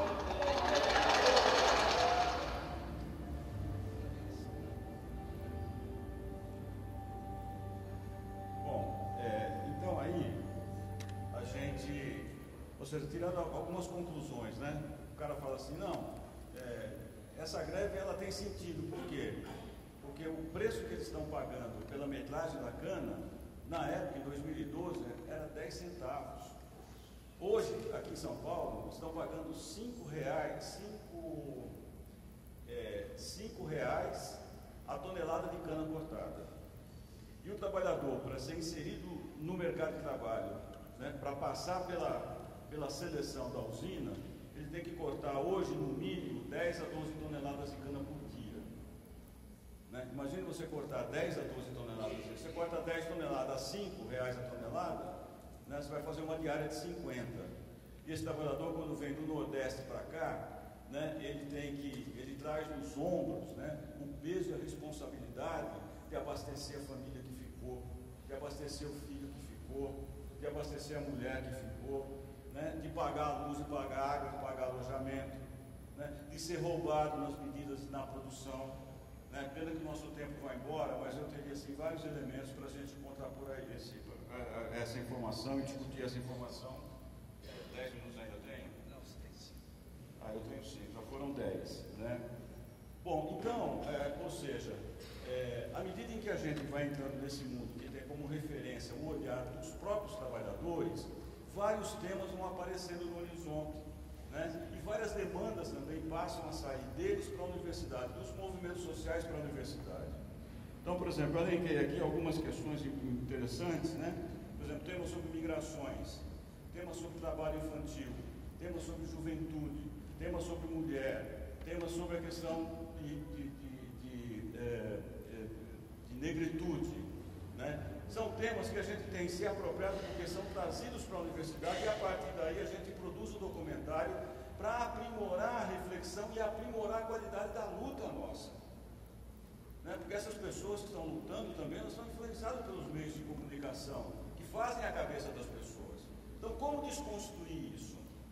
Eu acho que esse é o grande desafio, né? O grande desafio é fazer com que, no meu caso particular, que a universidade se aproxime dos movimentos, que a universidade tenha como locus, né, de reflexão e de debate para construir os seus referenciais teóricos, né, a partir dessa realidade concreta, do mundo concreto que esses trabalhadores vivem, do olhar concreto que eles têm sobre o mundo.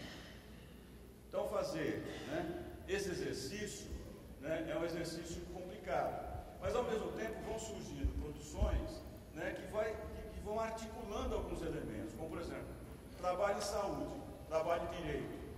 Né? Esses elementos já não podem mais ser desintegrados. Eu não estou fazendo mais um documentário sobre trabalho, estou fazendo um documentário sobre trabalho e saúde. Então nós temos um convênio com a Fiocruz para produzir 3 documentários. Um deles sobre a questão do agrotóxico, né, que foi feito lá no Mato Grosso. Para que produzir esses documentários?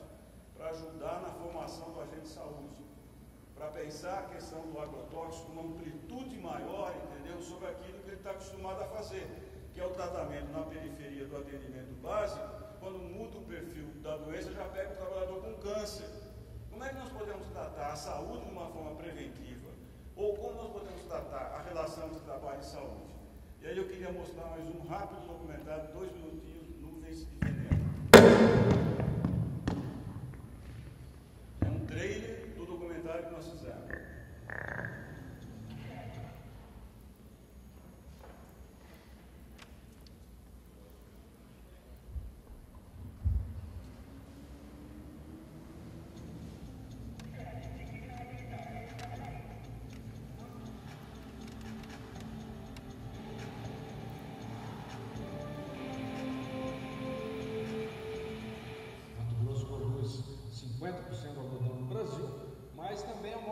Soja, o maior produtor de milho, o maior produtor de gado, são 27 milhões de cabeças de gado, mas também é o maior consumidor, que a gente chama assim, dos agroquímicos. Que agroquímicos são esses?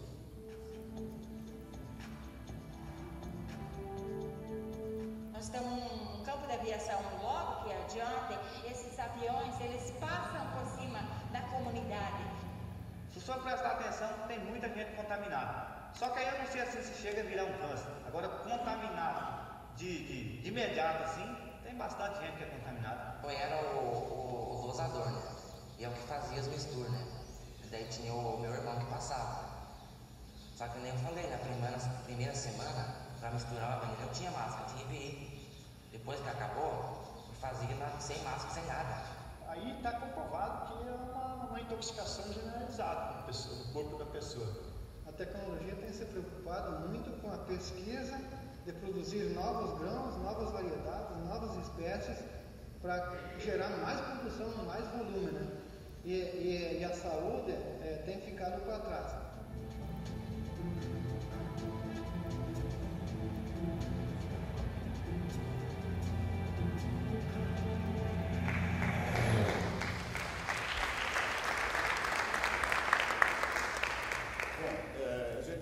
Estender, mas eu só queria aproveitar mais esse 1 minuto que eu tenho para botar aquele PowerPoint da Paraíba. Eu queria entrar no campo da distribuição desse documentário, né? Porque ao mesmo tempo que a gente... essas imagens são meros instrumentos pedagógicos, entendeu? Para que a gente possa aprofundar o trabalho, aprofundar a reflexão. Então, esse documentário só, a exibição desse documentário, que legal, que bonitinho, tal, isso aí não funciona para a gente. A gente quer utilizar esse documentário fazendo oficinas de imagem, treinando multiplicadores para que eles possam levar essa reflexão nos seus locais de trabalho, nas suas comunidades, nas suas regiões, né? Então a ideia é mais ou menos essa, não é deixar solto. A gente tem um esquema de distribuição pelo YouTube, que estão todos eles acessados no YouTube, mas a gente também trabalha, né, o conteúdo dos documentários e o uso da imagem na educação. Eu quero mostrar para vocês agora um esquema de distribuição, foi uma experiência que eu tive interessante. Tem um documentário que nós temos chamado Migrantes. Aí nós fomos, migrantes da região da Paraíba que vem cortar cana em São Paulo, é uma migração temporária. Todo ano, começo de abril, vem o pessoal para cá para cortar cana e volta em dezembro, né? Aí nós terminamos esse documentário Migrante, que é sobre esses jovens migrantes que vêm para São Paulo, passam aqui 6, 7 meses trabalhando na cana.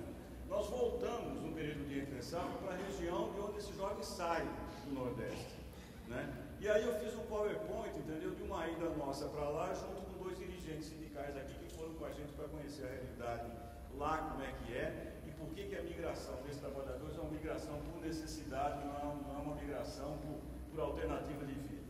Ou eles saem, ou eles ficam lá sem trabalho, não tem condição nenhuma de ficar. Então, chegando aqui, conseguindo trabalho nessas precárias condições, acho que aqui é muito melhor que lá ainda.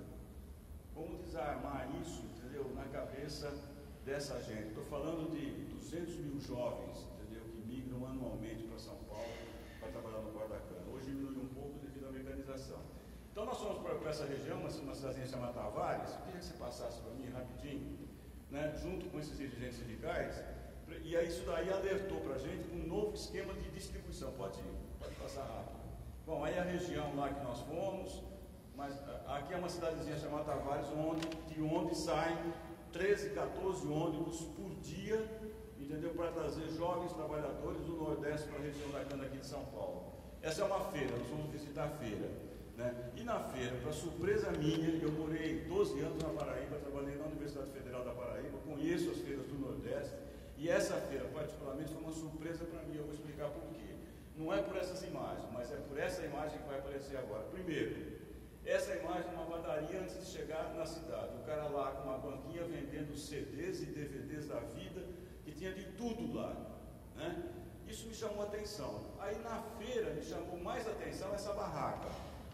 Essa barraca era um cara, um ex-cortador de cana, que acumulou dinheirinho aqui, aprendeu informática, entrou pelos circuitos da feira para fazer pirataria e vender nesse tabuleiro aí. Tem uma coleção de filmes, de imagens, vende de tudo, né? Essa barraca me chamou a atenção porque eu trabalho com isso, né? Parei e comecei a conversar com ele. Falei assim, olha, tem um filme aqui chamado Migrantes, que é a história de vida dos cortadores que saem daqui para ir trabalhar lá em São Paulo. Ele falou, opa, é a minha história, deixa eu ver esse material. Aí eu dei para ele, ele viu o material e falou assim, posso gravar e reproduzir? Falei, pode, é vontade, porque é material público, é da universidade, não vou te cobrar nada, e você bota aí para vender. Aí ele ficou todo feliz, botou o documentário lá, e a gente abriu um circuito de distribuição aí nessas feiras. De vez em quando eu recebo uma cartinha dele, olha, estou aqui, maior orgulho, né? Eu fui cortador de cana, agora estou vendendo DVD contando a minha história, entendeu? Então, bem interessante, isso que daria para a gente aprofundar. Mas voltando ainda naquela imagem, né, o fato que me chamou mais a atenção foi o seguinte, olha, no dia seguinte eu voltei nessa barraca para conversar com ele. Aí ele falou o seguinte, olha, eu vou te dar um presente. Eu falei, mas que presente você vai me dar? Não, eu vou te dar olha, você escolhe aqui, tem vários documentários, você escolha um, né? Eu falei, pô, é presente, você escolhe e me dê, né? Porque eu não vou escolher o meu presente, você escolhe um filme. Ele falou, mas você gosta, o doutor aí gosta de quê? Eu falei, pode ser um filme, uma tragédia, uma coisa. Eu falei, isso, moço, tem uma tragédia aqui, tem um filme que as pessoas vêm e pegam, leve esse filme para casa, assiste o filme e começa a chorar, e vem aqui chorando, contar a história do filme para mim. Eu falei, pô, então é esse que eu quero, né? Aí ele falou, tá aqui o filme. Quando eu pego a capa do filme, era um filme sobre Edith Piaf. Um filme que estava em cartaz no Rio de Janeiro, aí que tem a revolução da comunicação. Um filme que estava em cartaz no Rio de Janeiro, está fazendo os circuitos da Feira do Nordeste. Como a gente pode entrar com os nossos documentários, com essa temática do trabalho, da saúde, do trabalhador, da exploração, do capitalismo nesse circuito, para atingir esse público? Senão a gente fica falando aqui pelos pares. Nós temos que encontrar meios e mecanismos para atingir essa população. E aí eu queria parar, porque meu tempo, 15 minutos já foi. Muito bem, parabéns. Bom, tenho agora um problema aqui, que é, a gente tem que encerrar aqui às 16 horas, mas eu estou achando que a gente podia abrir mais meia hora, abrir também para perguntas, e aí a gente faz a troca de mesa. Pode ser assim, estou pedindo orientação, pode ser? Posso tocar então? Eu vou usando a minha possibilidade da mesa aqui, vou fazer a primeira pergunta à mesa. Quero até explorar essa questão do Beto Novaes, para quem quiser sentir a vontade a responder, mas eu vou pedir para não responder de pronto. Eu vou pegar mais 3 perguntas, aí eu devolvo, cada um fala 5 minutos. Tudo bem? Então a minha questão é o seguinte: os sindicatos que têm uma enorme estrutura no Brasil, o Sergião mostrou, desde os jornais, dos profissionais empregados, e eu queria fundir essa imagem do Sergião com o que o Beto estava falando agora, ou também o Caio mostrou, que é essa questão do audiovisual hoje. E aí eu queria fundir numa plataforma que se chama internet. Por que não tem um nó, um cluster sério, profissional, de alta qualidade na internet? As pessoas ficam falando de televisão e a molecada, os jovens, o filho do trabalhador, ele está cada vez menos em cima dessa coisa, que é importante, mas tem perdido força em relação a isso. Então eu não entendo por que a comunicação não trabalha com qualidade, porque sem qualidade eu já faço. Eu estou falando com qualidade, fazer clusters, nós, juntar força e fazer, na verdade, web TVs, fazer arranjos comunicacionais que sejam multimídia, imagem, som, linkagem.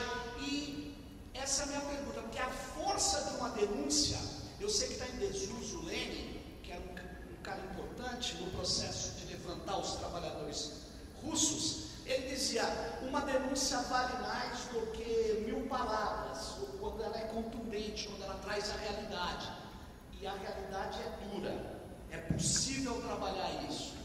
A gente viu com o Wikileaks, um vídeo do Wikileaks abalou o Império Americano, do ponto de vista da comunicação. Essa qualidade, não dá para ter, em vez de ficar falando ali, a gente fazer uma coisa séria em relação a isso. Essa é a minha pergunta, eu vou abrir agora para as demais perguntas. Por favor. Bom, como reunir os dispersos? Boré é para isso. Boré é uma língua, uma palavra em tupi, e juntar os dispersos para se reunirem em assembleia e lutarem. Então não é um instrumento de comunicação de ataque, é de defesa. Lutar em legítima defesa.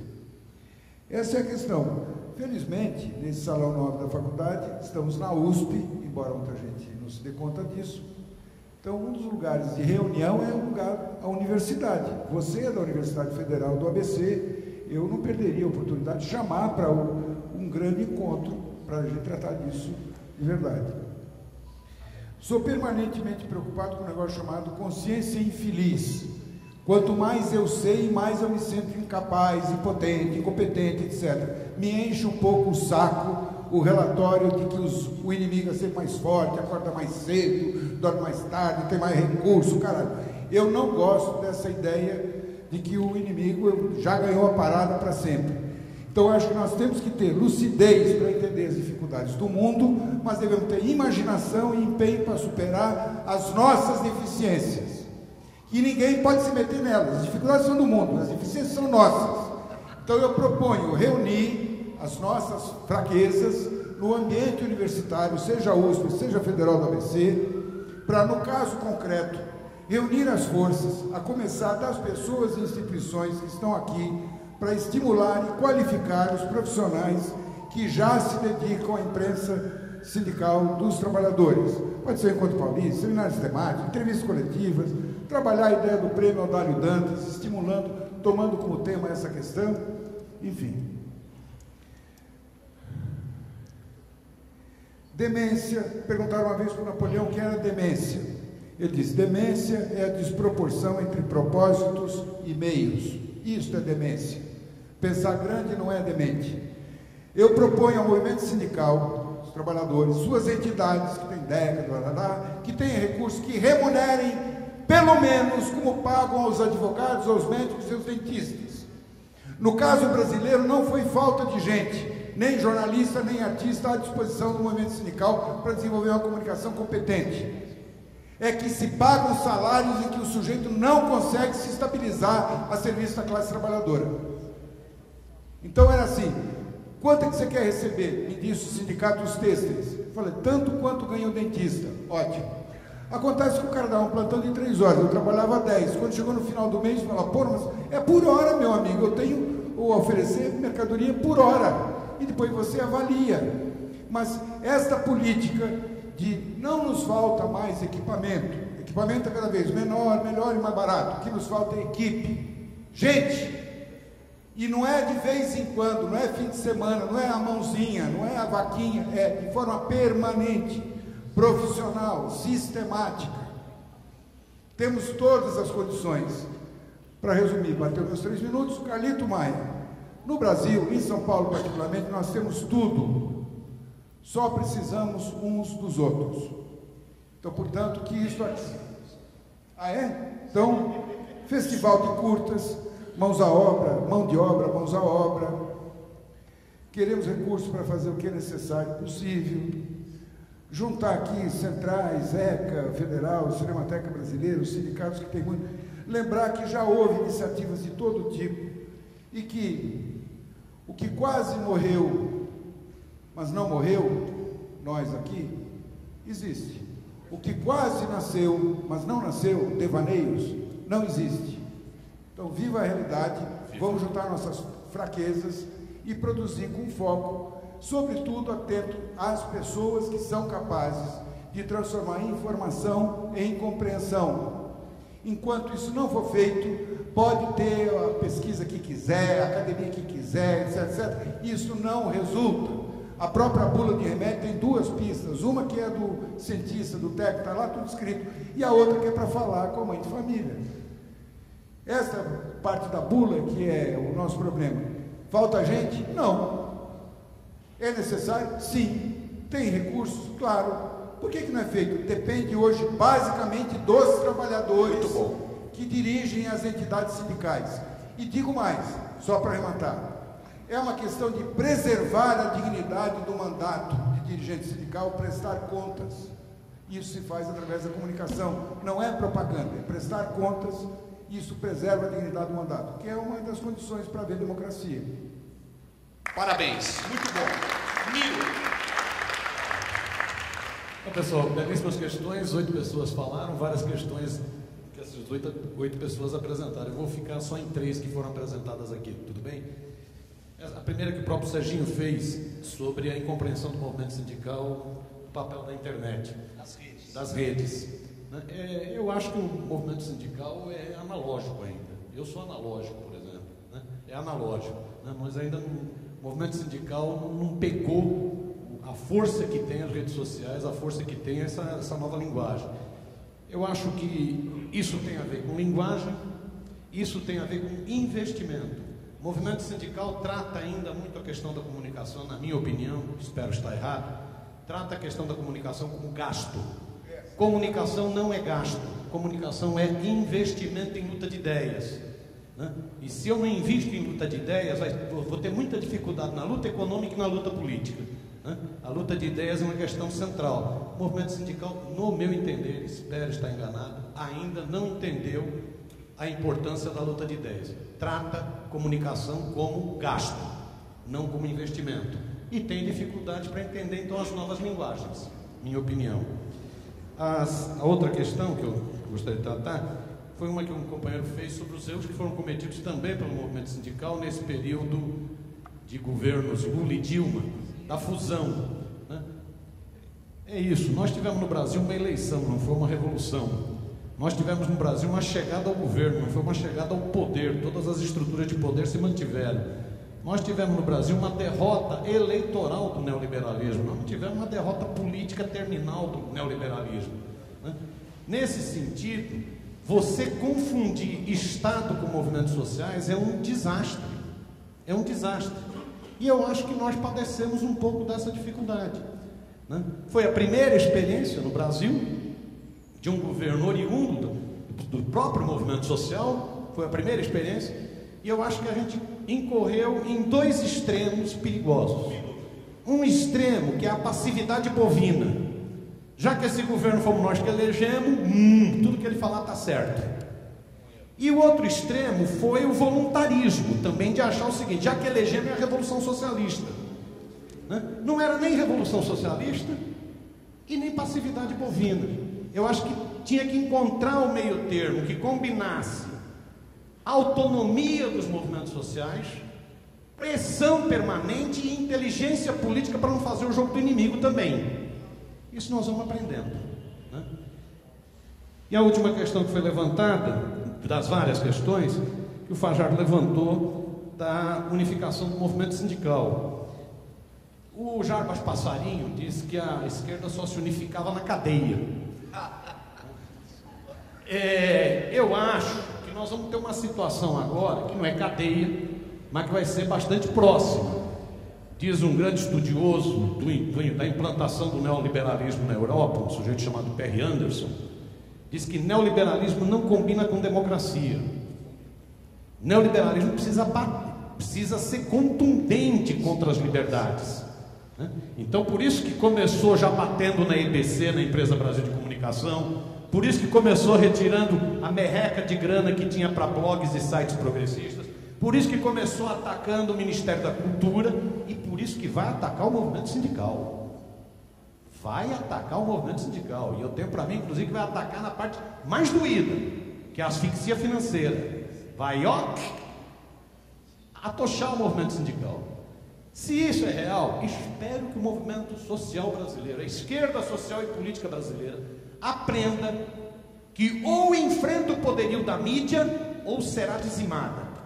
Ou se unifica mais ou será dizimada. Espero que aprenda. Vamos ver, a vida vai dizer. Renata, vamos lá. Bom, também não vou conseguir falar sobre tudo. A questão do Serginho, eu acho que tem esse problema da falta de compreensão de que comunicação é investimento, mas tem um segundo problema, que é da formação do movimento sindical para atuar no ambiente digital. Porque nós temos no movimento sindical, no Brasil, uma geração analógica, né? Que somos nós todos aqui, ou quase todos, talvez, Caio não. O Serginho é da geração analógica, mas ele é um imigrante.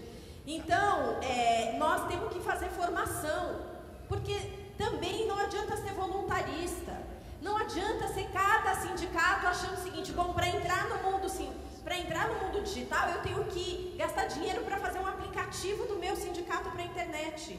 Aplicativo para fazer o quê? Eu pergunto. Eu sou jornalista de entidade sindical. A minha entidade sindical, da qual eu sou funcionária, queria fazer um aplicativo. Eu falei, mas com qual funcionalidade? Para quê? Então não tem sentido. O aplicativo gasta espaço, não tem sentido. Então tem que entender como atuar no mundo sindical. Sobre a questão da distribuição de conteúdos. E aí também pegando essa questão do Fajardo, da unificação no campo da comunicação. Há muitos anos a gente vem falando isso. Essa é uma crise, um dilema do movimento dos blogueiros, por exemplo. Como que a gente potencializa, como que a gente cria um nó, como que a gente cria um hub, como que a gente... É difícil, gente, não é tão simples assim. Porque isso não é por decreto. Então agora vamos botar todo mundo sobre o mesmo guarda-chuva e está resolvido. Então, acho que a gente tem que buscar isso, mas entender o que nós queremos.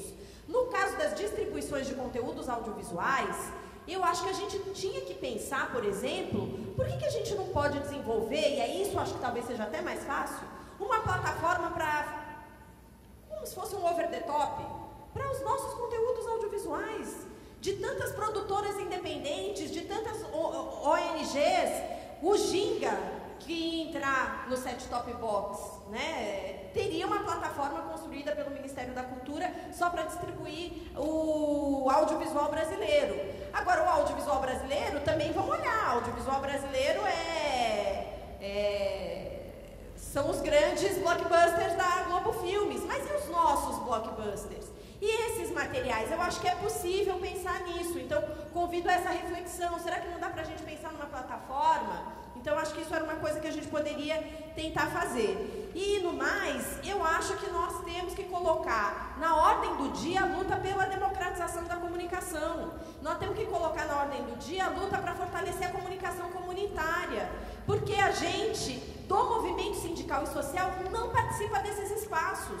Por que o sindicato não vai participar da associação da TV comunitária aqui de São Paulo? Nós temos uma TV comunitária, a gente não participa. Aí pode reclamar, não sei o quê. Não, vai lá, participa, procura um espaço, disputa a associação. A rádio comunitária que está no local, a gente menospreza esses espaços e pega o nosso dinheiro e dá para a mídia privada para colocar lá uma propaganda da nossa campanha salarial ou de alguma coisa, em vez de investir também na mídia alternativa e nos nossos veículos. Muito bem. Obrigada. Faço propaganda aqui. Visitem a página do FNDC, www.fndc.org.br, e a página do Barão de Tararé, www.barãodetararé.org.br. Obrigada. Muito bem. Opa! Caio. Bom, vou tentar ser rapidinho então. Tem o site da Repórter Brasil, o repórterbrasil.org.br. Os vídeos estão no YouTube, embora eu prefira o Vimeo, mas o YouTube foi meio que por geração espontânea, 20 mil pessoas colocam, então tá lá. A gente tentou distribuir, não com a sapiência aí do Berto, mas a gente tentou também fazer DVDs, imprimimos um lote de DVDs do Carne e Osso, fizemos exibições do Jaci também em outras cidades, no Tapajós, que, enfim, por enquanto temos uma boa notícia de que não vai sair, mas fizemos exibições em locais com temática parecida e sensíveis aos mesmos problemas. O Jaci a gente deve colocar em breve também disponível, ainda esse ano, na internet. E foi para televisão e tal, enfim. Acho que esse encontro também serve meio que para a gente se conhecer, esticar as conversas, como diz o Sergião, esticar o contato e tal. Então, prazer em conhecê-los. Estou aí disponível para que vocês me acessem ou me provoquem. Estou no Facebook, meu e-mail é caiocv@gmail.com. Então, tendo subsídios, tendo reclamações, enfim, a gente estica a conversa aí no tempo devido. Obrigado. Muito bom. Vamos lá, agora o Beto. Bom, eu continuo enfrentando assim alguns desafios, né? Eu gostaria assim, de fazer uma reflexão sobre elas nesses 2 minutos, né? Eu acho que a questão da distribuição não pode ficar circunscrita, entendeu, ao acesso ao material.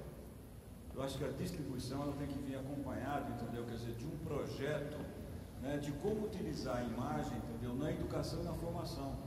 Eu acho que sem esse projeto, né, quer dizer, você tem material de melhor qualidade que esse circulando pela internet o tempo todo, entendeu? Mas agora, quais são os elementos que nós vamos trazer para debate? O que nós vamos tirar desses documentários, entendeu? Para ampliar ou qualificar a luta dos trabalhadores, entendeu? Eu acho que é essa a questão. A gente tem tentado uma experiência através de oficinas de imagem, né? Para a formação de multiplicadores, né? Tem funcionado relativamente... Tem um funcionamento interessante, entendeu? Mas eu acho que essa questão de você democratizar saberes é um complicador. Não é pela forma de fazer, mas é pelo conteúdo. Quando você democratiza saber, você democratiza acesso à autoridade, né? Não sei se eu estou me fazendo entender, né? Ou seja, na área sindical, a experiência que eu tive de sindicato de trabalhadores rurais, né? O presidente do sindicato, ele se reproduz por um saber específico da lei que ele tem. Isso ele não reparte, ele coloca em xeque o cargo dele. Então, a democratização dos saberes, na universidade, o professor não democratiza saberes, não usa a imagem na educação, não é porque não gosta, não. Porque a imagem é um instrumento de democratização de saberes. Cada um tem uma visão, um olhar sobre aquilo. E o olhar de cada um está num plano de igualdade, não é num plano de superioridade. Ninguém leva saber, a gente troca saberes. Não é? Eu acho que esse é o lema, né? Bom, quero agradecer esse material com a colaboração de uma amiga minha, está toda colocada no YouTube, o acesso é Filmografia Beto Novaes. Muito obrigado pela oportunidade. Parabéns. Então, agradeço aqui a mesa. Por favor, Sérgio. repórterdofuturo@oboré.com. Muito bom. O e-mail é esse. E o outro botou lá, Oboré, aparece tudo. Já está com quase 40 anos, eu estou cansado, eu sou um velho de quase 70. Com ânimo de centro acadêmico ainda, deve ter algum defeito meu de fabricação sério. Porra, tá tudo aqui. Vamos. Agora, não tem mais partido político que junta os dispersos. Não tem ponto morto do campo. A universidade se departamentalizou, etc. Também não é. Nós estamos precisando disso, cada um fique com a religião que tem, a sensibilidade que tem, o partido que tem, tudo. Mas tem que sacar que nós estamos por um triz em relação a todas as coisas que nos ameaçam a todos. Então, sem ninguém precisar abrir mão de nada, em vez da gente ficar especulando sobre o que vai acontecer no ano 2050, essa coisa lá longe, vamos fazer o que o português chama contração do futuro, expansão do presente. Menos editorial, mais reportagem, mais iniciativas que sejam estimulantes. Ninguém se excita com cenas no futuro. Todo mundo aqui nessa sala se excita com coisas vividas. Muito bem, obrigado a todos e a todas. Vamos nessa.